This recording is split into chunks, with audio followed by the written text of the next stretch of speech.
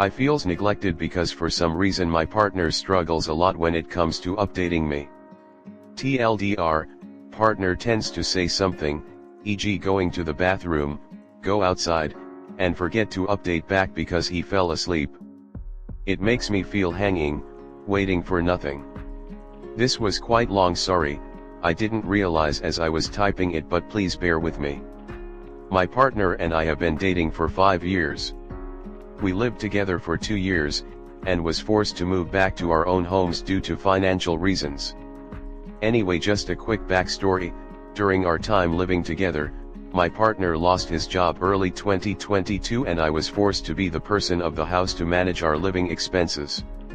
This went on for almost a year, forcing me to use my personal savings, that I was saving for a trip, and a personal computer, to pay for our bills, while at the same time, helping out back home too. He eventually did found a job, but this was later part of the year, but it was only a part-time position, and still not enough for our living expenses.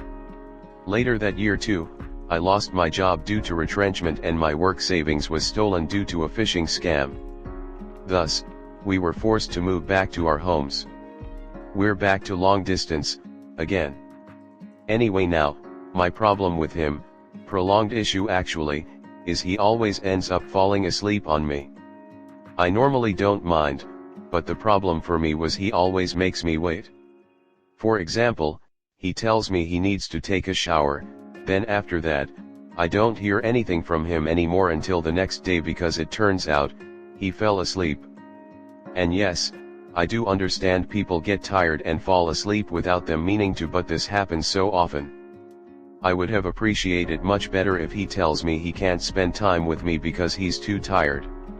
At least I know I don't need to wait for him anymore. I hate the feeling of being left hanging. I've also told him about this countless times. I told him how I hate being left behind, waiting for nothing. He would apologize and say he'll work on it, then literally after telling him something like this, he'd fell asleep on me again. I told him I'm so tired and fed up with this kind of treatment from him, that it makes me feel neglected. That I'm so tired of hearing his empty sorries and promises only to literally break them again within the same day, even after talking about it. He says he's trying his best and he doesn't really mean to fall asleep, but what can he do about it? That's all he ever says. I told him he could have just keep me updated. If he's getting tired and can't wait for me anymore, he can message me about it. If he's back home, he can message me about it.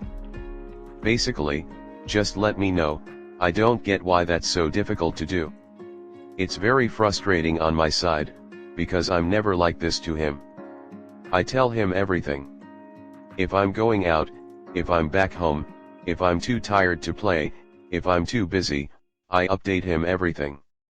I don't understand why he can't do the same for me. I asked a friend's opinion on this and she said her partner does that to her too and she just got used to it and understands and handle it way better. And I felt ashamed asking her because it made me feel maybe I'm the one who's asking too much.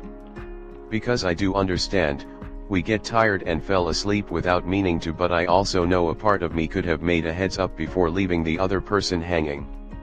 And I know it doesn't happen quite often, compared to my partner when literally almost every day. This isn't the first time I felt neglected too. Even when we were living together, he would spend most of his time playing games with his friends. The only time we can spend time together is when having dinner and about to sleep, and that's like an hour of eating and the rest is sleeping, then back to work and games. I would tell him about this and he would say he didn't feel the same because he knows I'm just here beside him, when that's not how it is for me at all. I just know I really don't like it when this happens. It really hurts me a lot. It's like I barely have a partner at this point. That's how I feel, at least. I still have so many issues honestly, but that's a long story already. I'm not trying to break up BTW, even though I know that could be the case by now. Believe me, I've been considering it for a long time, but I just want to know if am I really asking too much? Am I really just not understanding enough? It feels like I already am, but it's taken a toll on me and now I just feel really hurt and neglected. I don't know. How do you handle something like this? I just feel so miserable, and talking to him about these feels like I'm talking to a wall. I still want to work things out, but I need him to understand where I'm coming from, but it's so hard to get things to him. Now to the comment section. Hey, my ex and I recently broke up, got back together, and broke up again for basically the same reasons that you are describing. We lived together for 3 years, still living together due to a lease, please shoot me, but we weren't long distance like you. However, he constantly didn't make a priority to spend time with me or communicate with me. For example, he would be out of the house all day and not come back till midnight. I'd wait around hoping he would be home for dinner, but the time would pass. I would hope he would update me on what was going on, but no message would come. Instead, I'd break down and say, "Hey, where are you?" to find out he was at a party or hanging out with friends. I hate to say it, but he's just not that into you. It happened to me also. Partners who respect each other let each other know what they are doing and make time to spend quality time together, even if it's a quick phone call in your case. Yes, falling asleep happens, but not all the time.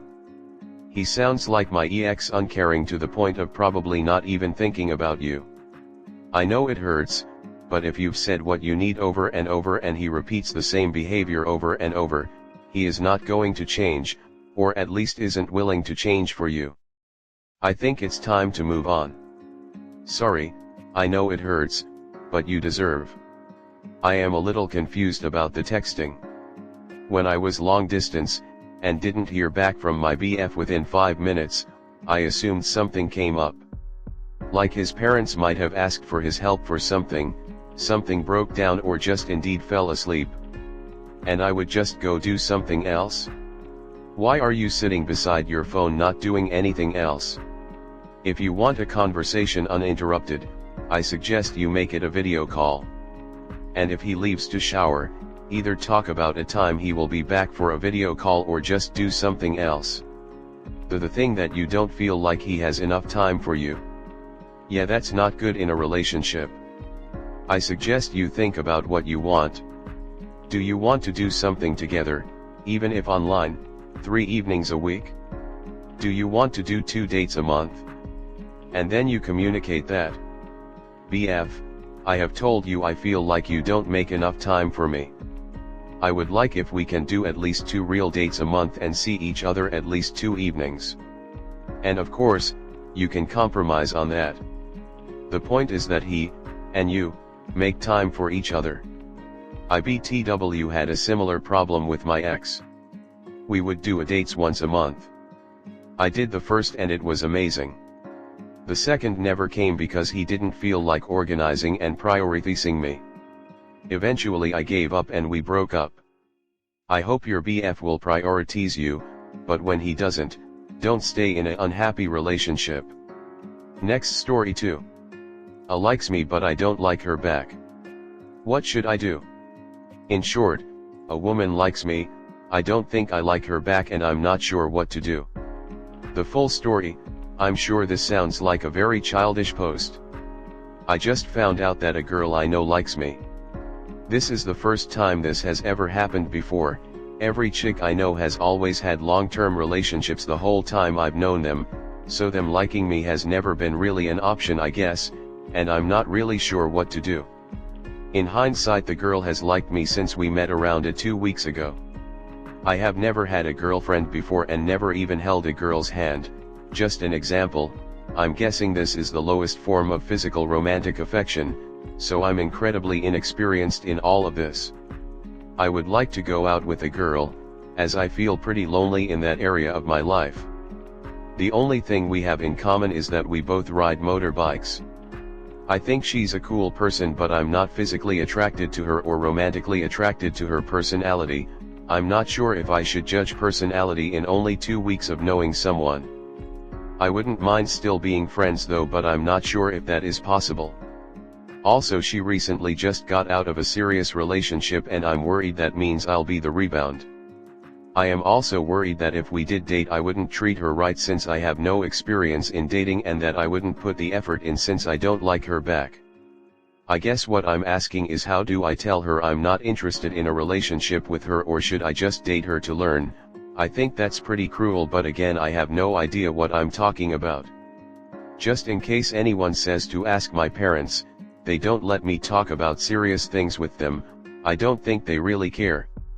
They've never given me the talk or any relationship advice, and the only thing they would say is to just date her and get my first kiss out of the way.